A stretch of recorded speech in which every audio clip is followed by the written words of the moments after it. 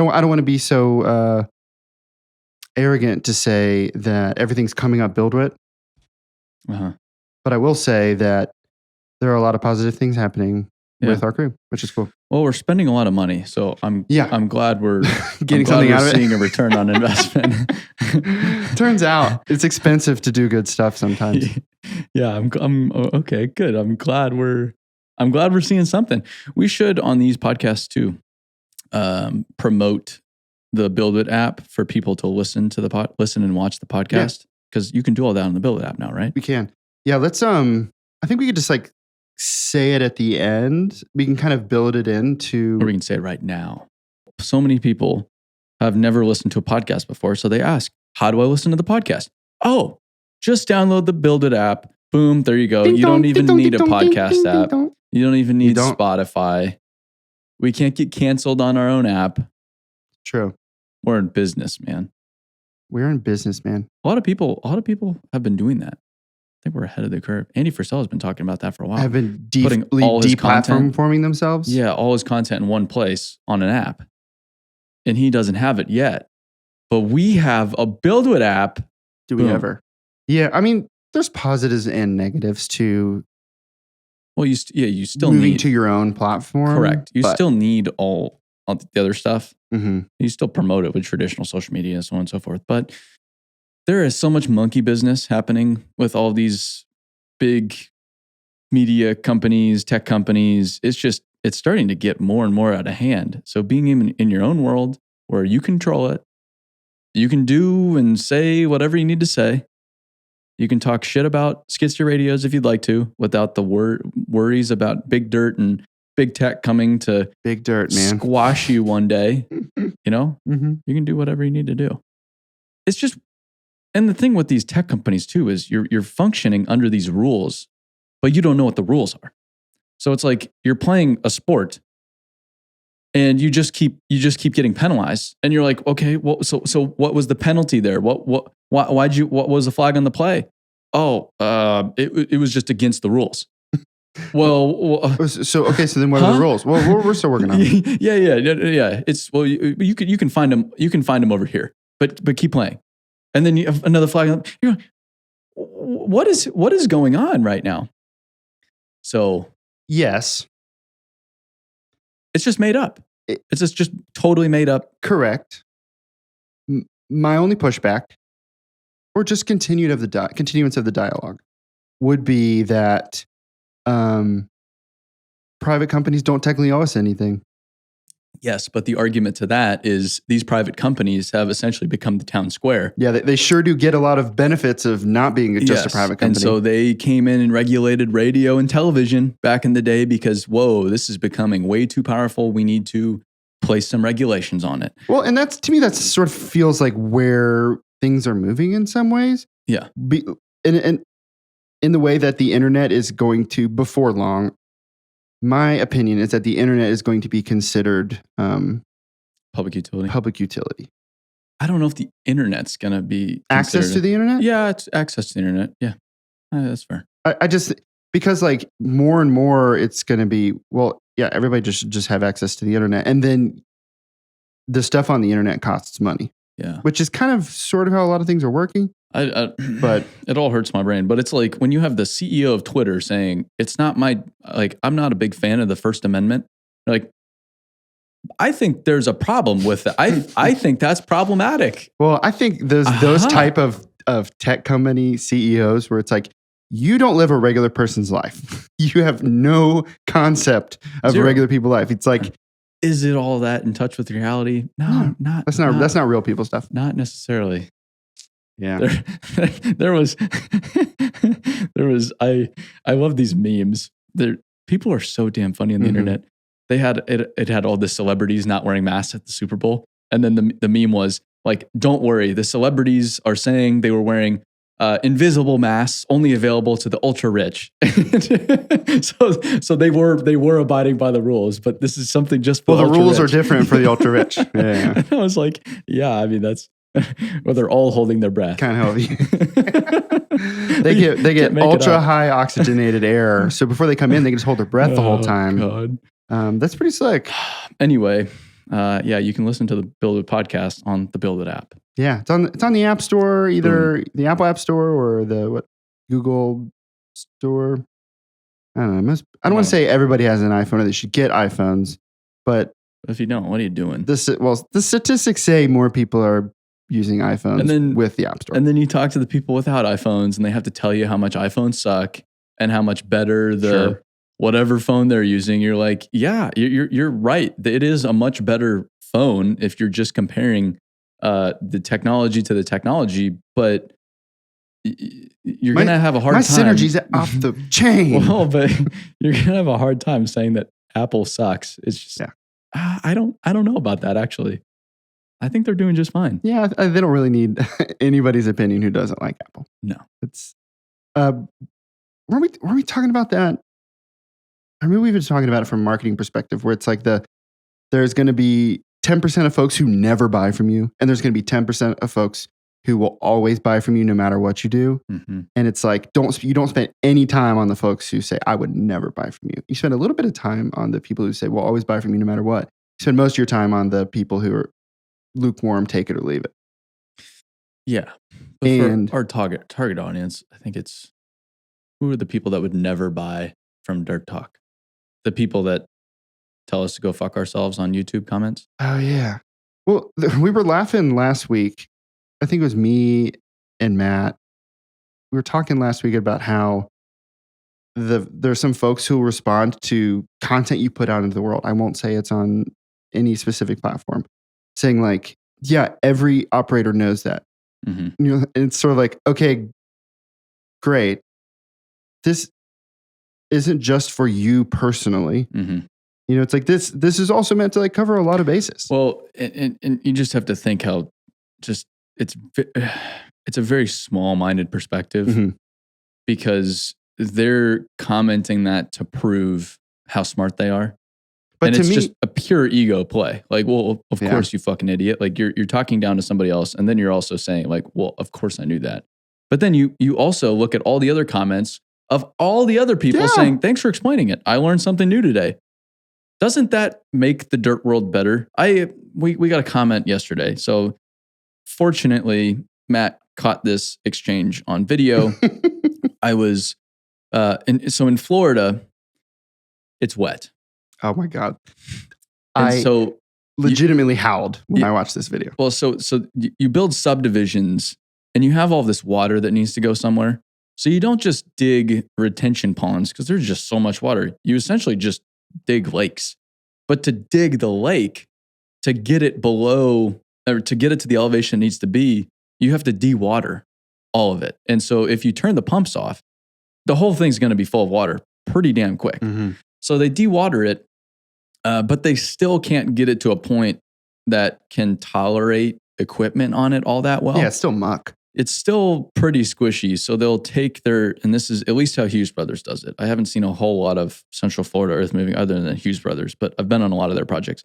They top load their trucks because you can't, in theory, if you want it to be efficient, you'd run your truck below your excavator. Your bench height would be equal to the length of your stick. So you'd be blowing and going, loading at a 45. That's textbook how to load a truck quickly.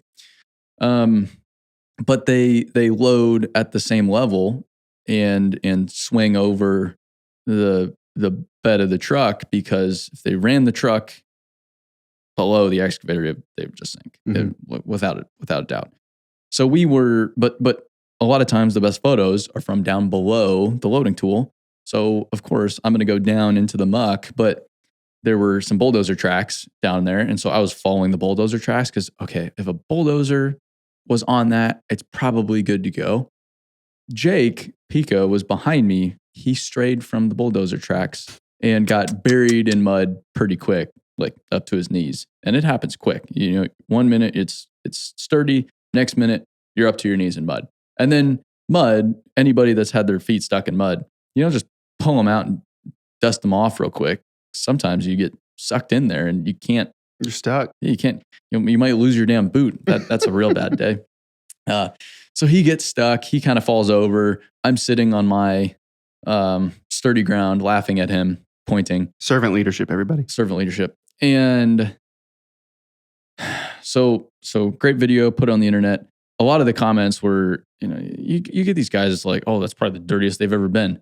And I understand the sentiment. We don't work. We are not blue collar people. I am not an operator. I'm not a contractor. I've worked in the industry for 5 different companies, but for a brief amount of time, everything considered. I'm young. I'm 26 years old, going on 27 next week. I don't work in the industry. Anybody in our company doesn't work in the industry. And yet we're trying to help the industry out because the current state of affairs isn't as productive as it probably should be from a labor force perspective. Talk to any construction company, they're struggling to find labor. And so if we were a contractor, we wouldn't be able to address that problem nearly as effectively. Or maybe we could address it for us, but we couldn't address it for the industry because we compete with everybody. So we need to be a third party to serve the dirt world. And we serve the dirt world. And we recognize we're not the dirt world. But it's so small-minded to think that, okay, if you don't work with a shovel every day or sit in a seat of a machine every day, that you should go fuck yourself and you have no business being here. So what about all the people in the office doing payroll? Oh yeah, are those worthless individuals? What about all the people writing the checks for these projects in the first place? They're not in the industry. They don't necessarily work every day. They're pretty foundational. All the engineers at their computers. Oh, okay, so you can just go build a road by eye? Interesting. What about all the people that fabricate the equipment? Programming robots and shit nowadays. Designing equipment. It's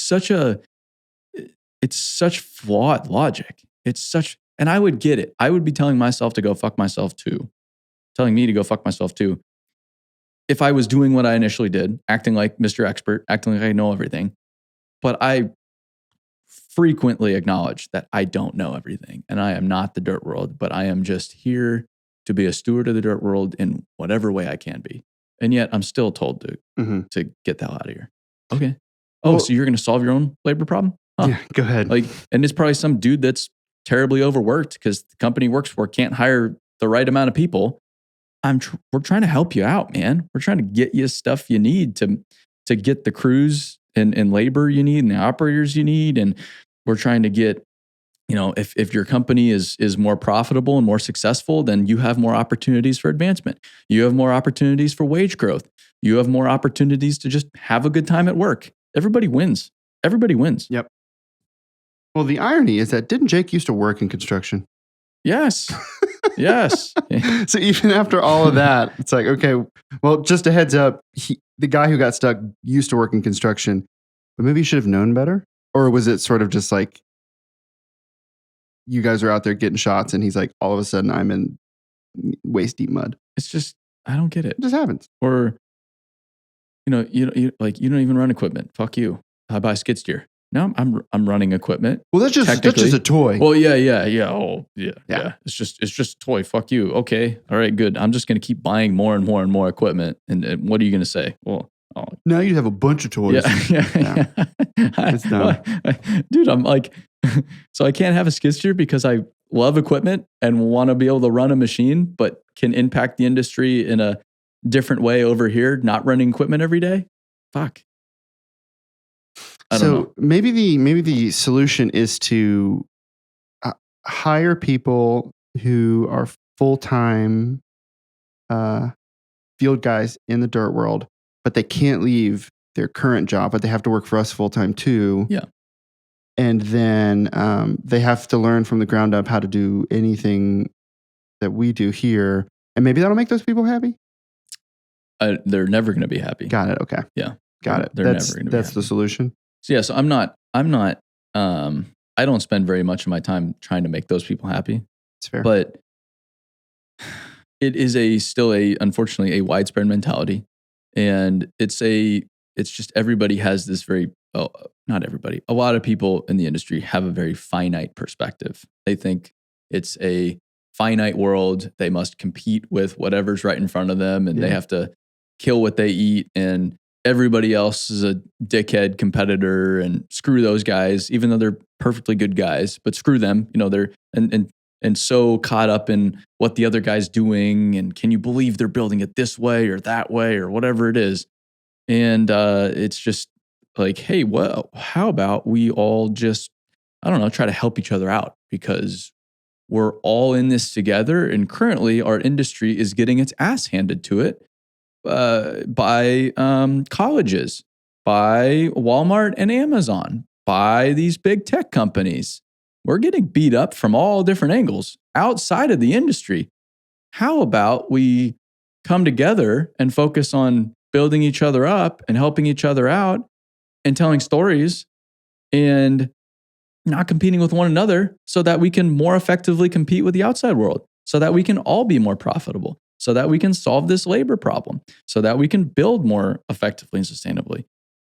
That sounds pretty good to me.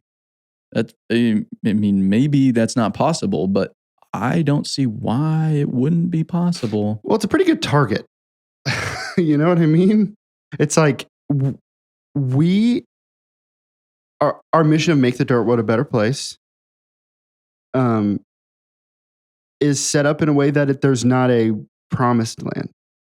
We talk about this a lot, where it's like, yes, it's better. We did it. Yeah. We set these targets like, here's what we can work on. Here's what we feel like we can do. Here's the impact that we think we can have. And so we aim at those things. And so like, just like you're saying, you listed off all those things that we feel like we can play a part in. Mm-hmm. But it's because those sorts of things align with the skills and just like abilities that like our team has. We're not like, in addition to telling better stories, helping companies in the dirt world tell their story, we're also going to be the best excavation company in the world. And maybe BuildWitt Excavation and Grading might end up being the best in the world. Well, it is the best in the world. Okay, so that we'll have to spin that off, become too profitable. Yes. And too competitive. Yeah, it's too competitive. But what I'm saying is we continue to focus on things that like we know that we can do well and can aim towards the impact we want to have. Mm-hmm. And that kind of impact doesn't get in the way of any of the companies we either have as partners or companies that we just happen to see. You know what I mean? Like, that's like where I get a little fired up with the whole people who like try to talk down to just like stuff we put in the world. Like, well, that doesn't always apply everywhere, or that's not how I would do it. It's like, okay, yeah, you're right. No, but like we get it. Cool. We're not a dirt contractor, so we have to talk about it differently. And like, have you recognized that there's 100 different ways to do this exact same thing, and all of them are technically correct? Well, yeah. If you took every single state and took like the style of just heavy civil in general, all the pieces that go into that, and every state, if you just rotated everybody's workforce to the next state over, like everything falls apart because it's so different. It'd be a total mess. Yeah. So, you'd have contractors trying to put 390s down in Florida and getting them stuck left and right. So why'd this get stuck? It works where I'm from. Yeah. There you go. Like, wait a minute. What? Why is there water in that hole?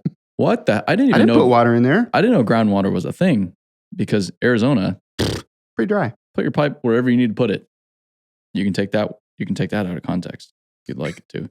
But no, we had like, a 30-foot deep trench doing massive RCP. You don't have to worry about groundwater. There is no groundwater whatsoever. And it's funny, people, whenever I show Arizona, whenever they're digging for pipe in Arizona, there's always somebody there with a hose and water spraying, because it's very dusty. Well, they're very particular about dust. You cannot have any dust. So you have somebody there with a water truck and a hose spraying when the excavator is digging nonstop. And people are like, well, why would you add water to the material? I'm like, well, because there's no water in it. That's it. But that's just where they're at. That's ridiculous. Why would you put water in material? We're trying to get the water out of it, for God's sakes. It needs to be more dry. This is ridiculous. Well, yeah, it's like we've got companies that we talk to who, whether they're partners or whether they're just somebody's been on the podcast, where like a big part of their business is digging basements. It's like, guess what you can't do in the state of Tennessee? dig a basement. And some houses have basements, but it's not like an industry. No. And so to me, like that's been like a really fascinating thing to learn and also see folks who've been, in their state or whatever for a long time who refuse to have any perspective. Which is like, things are different. That's totally fine. It works awesome for you where you are. Well, you know what I don't get with the basements? So in Utah, just about every house has a basement, but they sell the house with an unfinished basement.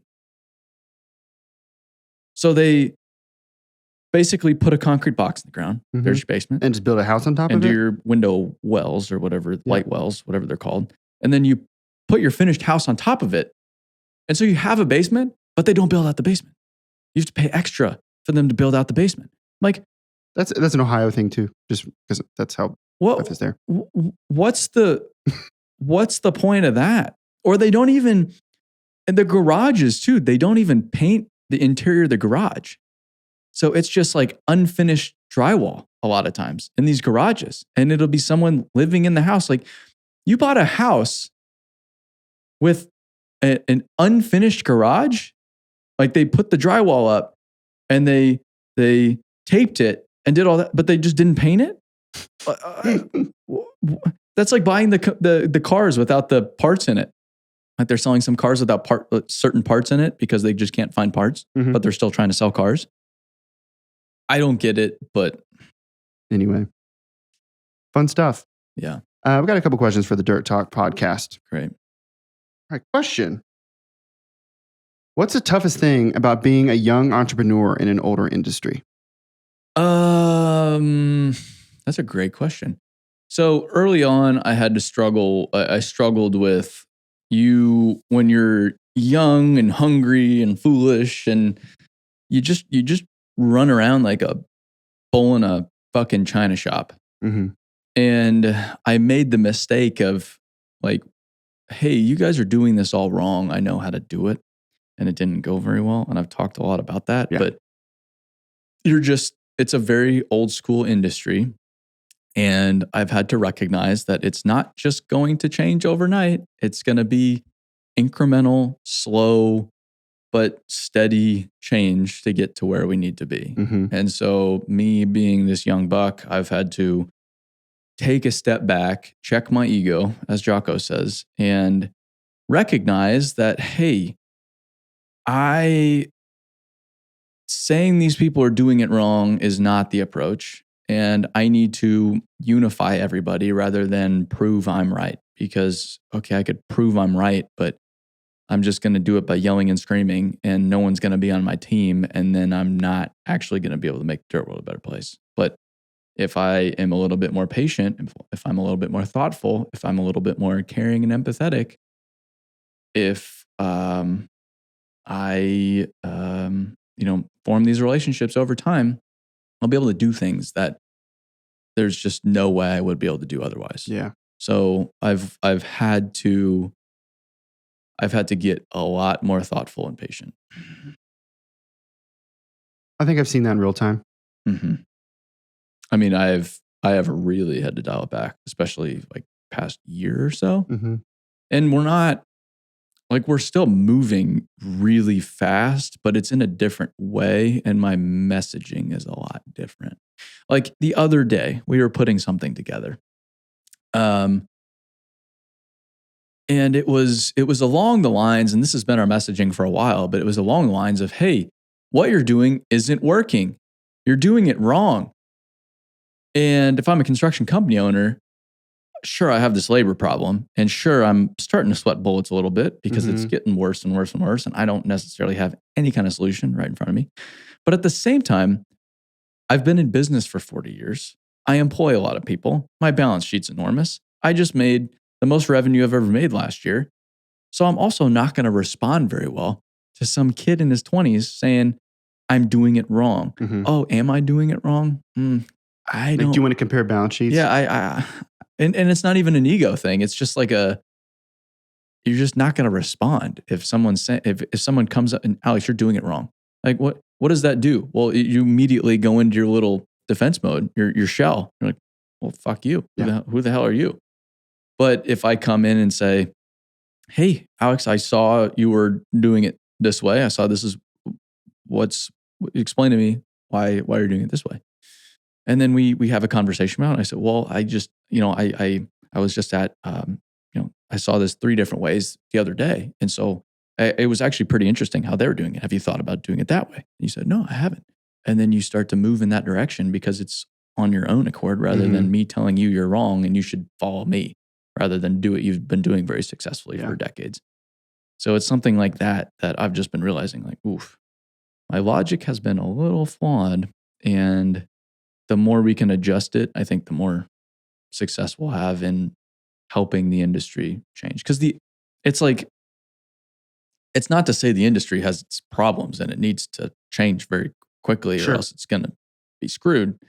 There's definitely that, but there's also limits to that approach. And I'm a lot better off just earning trust, being patient, helping wherever I can, and moving things in a much more steady manner than trying to kick and scream. Yeah. Well, I think that approach certainly comes with, I'm going to use this word, and there's some connotation that's not going to be, or that could be read into it that I don't mean it in. I think that kind of adapted approach comes with maturity. And I mean that both from like a business standpoint, and I guess you too, but I mean it more of we were this really, really small business being like, we got big stuff to talk about. Yeah. We want to do these things. But we've had to grow up a little bit and realize like, maybe that's not the solution for how we want to get where we want to go. And to me, like that comes with failure and versions of failure. Well, and people are just, I'm much more influenced by people actually doing things. So the approach has been, well, we need to talk and hit on these points and argue against certain things. Like, are you looking for a career rather than just a job? Certain things that don't necessarily make a lot of sense. Yeah. But also, I'm just more interested in, let's go build a massive business that is so stupidly successful that no one can say, well, you don't know what you're doing. Like, well, I mean, you're right. I don't know what I'm doing, but we've also been able to do this. So there is some merit to what we have going, and people are just more willing to listen to, I mean, like for the first time ever, we're having consistent conversations with contractors that have less people than we do at our company. Which is wild. and so when you start to get into that position, you just have more credibility, more authority, and you can start wielding it in different ways as well. But you have to be patient to get to that point in the first place. You're saying patience is a virtue? Okay. Yeah. I mean, and I can read a lot, and I can listen to podcasts, and I can talk to smart people, but then I also just need to go gather data at the same time. Yep. Well, and like you, I've spoken to a couple times. The last 2 months, you've been spending a lot of time data gathering, a lot of time on the road, seeing a lot of different stuff. Exactly. Yeah. You can, and I was talking to my brother about this the other day. I'm like, well, he's thinking of going in this different career, and he's in a marketplace where there is some of that career there. But I was telling him, I was like, dude, you want to try to compress things as much as you can, because it's not about being impatient, but you can be smarter about it, and you can accelerate things a little bit more. So, and it's like luxury cars. So he's in Denver. But I was like, hey, you're probably better off in somewhere like LA or Miami, where there's a big market. A big market for this. Or weirdly, Nashville. A lot of luxury vehicles around here. Yeah, but I'll drive around here and then I'll go to Scottsdale. Well, and it's just like, okay, it's just different, because it's not that people don't have the money here. It's that you have the cold, you have rougher roads, there's salt sometimes. Well, people here would rather spend $150,000 on a pickup truck. That's also kind of the cultural thing too. Yeah. But the point of it was, you can go do in 5 years, in 5 Denver years, maybe what you could do in 2 Scottsdale years, because you're interacting with more customers. There's more dealers turning out more cars, and so you're just experiencing more in the same time frame. And that's exactly what I've done over the past 3 years. Is how do I compress? And that's why I worked for 5 companies in college. How do I compress as much experience as I can into these 4 years so that I am as far ahead as I can be when I graduate college at 22 years old. And I did that pretty effectively. Yeah. And then with BuildWitt, I don't travel by accident. It's the more I can travel, the more people I meet, the more job sites I can see, the more I can learn about the industry, the more I can talk about industry problems, the greater my worldview becomes. I can take that greater worldview, inject it into the business here or there, guide the business, and go build a business that is hopefully successful. Well, I mean, the like we've also talked about before, the cost of that is nowhere near compared to like the value you're getting out of it and like the company's getting out of it. Yeah. So. Yeah. And in the whole hopping around thing when I was in college, it was strategic. It was, I am going to go to a different company every year so I can learn completely different things because of the path I wanted to go on. Mm-hmm. I wasn't jumping around. Okay. 2 months, the grass isn't very green here. Let's go to another pasture. It wasn't like that. It was somewhat of a strategy. Yeah. Well, thank you for digging into that a little bit. I think that's probably a Dirt Talk Monday podcast, man. We're in a good spot. Okay. Well, if that's a podcast, we will wrap it up. To everybody new listening, thanks for coming and stopping by, man. Yes. Thank you. We're really excited to have you. Our listeners, it's really picked up lately. And whether you like it or hate it, we're just happy you're here. Mm-hmm. Because we haven't had very many people listen. Welcome home. Oh, if you've listened before. Oh, yes. Yeah. Vomit. Jesus. Oh, man. Thanks for listening. If you can rate us, that'd be awesome.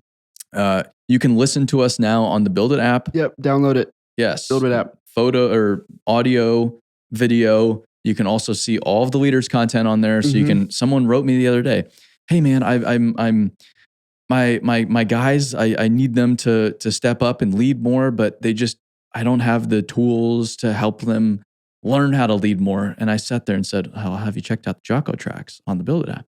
No, I'm going to go check those out.